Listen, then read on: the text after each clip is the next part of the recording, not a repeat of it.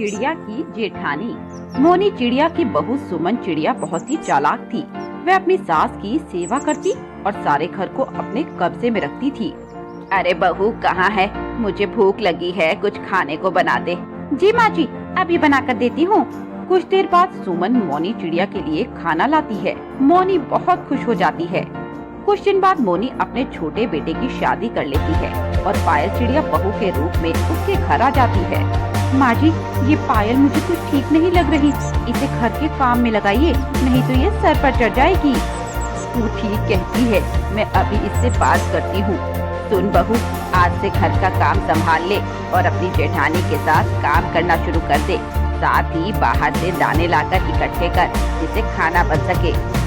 जी माँ जी, मैं सारा काम कर लूंगी, आप चिंता न करें। पायल घर के काम में लग जाती है। मोनी चिड़िया और सुमन दोनों बैठी रहती हैं। इसी तरह समय बीत रहा था। एक दिन मोनी चिड़िया ने दोनों बहुओं को बुलाकर कहा, मैं कुछ दिनों के लिए अपने पीहर जा रही हूँ, तुम दोनों घर का ध्यान रखना। मैं जैसा छोड़कर जा रही हूँ, मुझे घर ऐसा ही मिलना चाहिए। मोनी चिड़िया के जाते ही सुमन घर की मालकिन बनकर बैठ जाती है। घर का सारा काम और बाहर से दाना लाने का काम पायल पर डाल देती है। ए महारानी, बैठी क्यों है? माँ जी नहीं है इसलिए काम नहीं करना क्या? नहीं दीदी, अभी अभी बाहर से दाना लाई हूँ, थोड़ा आराम करके काम करने ही जा रही थी। तू आराम करेगी तो घर का काम कौन करेगा? याद रख, माँ जी मुझे घर की जिम्मेदारी देकर गई है, अब इस घर की मालकिन मैं हूँ। दीदी आप नाराज ना हो, मैं अभी सारा काम कर देती हूँ। ये कहकर पायल काम में लग जाती है। इसी तरह कुछ दिन बीत जाते हैं। एक दिन पायल की माँ उससे मिलने आती है। अरे पायल बेटी, तू तो बहुत कमजोर हो गई है, क्या बात है? नहीं माँ, कोई बात नहीं है, बस ऐसे ही नई जगह है ना, धीरे धीरे सब ठीक हो जाएगा। आप कैसी हैं? मैं तो ठीक हूँ, पर तू ठीक नहीं लग रही, तू कुछ दिन के लिए पीहर चल। तभी सुमन वहाँ आ जाती है। कैसी हो सुमन बेटी? यदि तुम कहो तो मैं पायल को कुछ दिन के लिए अपने घर ले जाऊं, उसका मन बहल जाएगा। ऐसे कैसे हो सकता है? माँ जी बाहर गई हैं और घर की जिम्मेदारी हम दोनों पर है।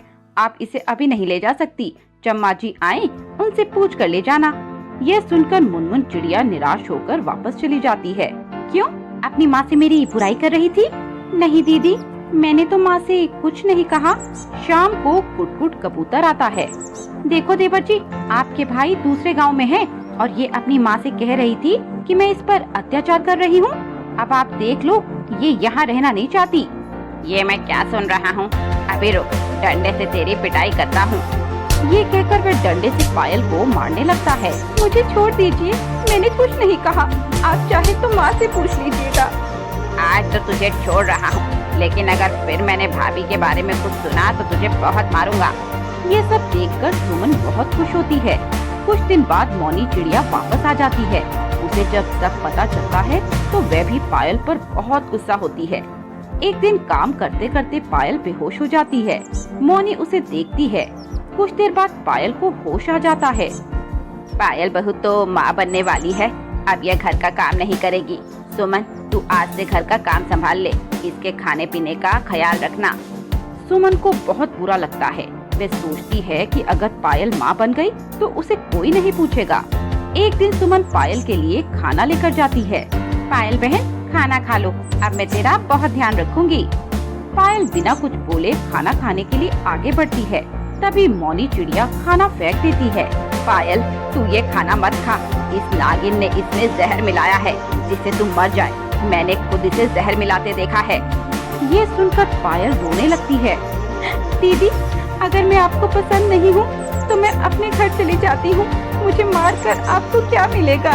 बहन, मुझे माफ कर दे, मुझे डर था अगर तू माँ बन जाती तो सब तुझे चाहने लगते, मुझे कोई न पूछता। दीदी, मैंने आपको हमेशा अपनी माँ की जगह माना है, बड़ी बहन माँ के समान होती है। सुमन रोने लगती है। पायल बेटी, इसे माफ कर दे और यह बात अपने पति को मत बताना। उस दिन के बाद से सुमन और पायल दोनों खुशी खुशी रहने लगते।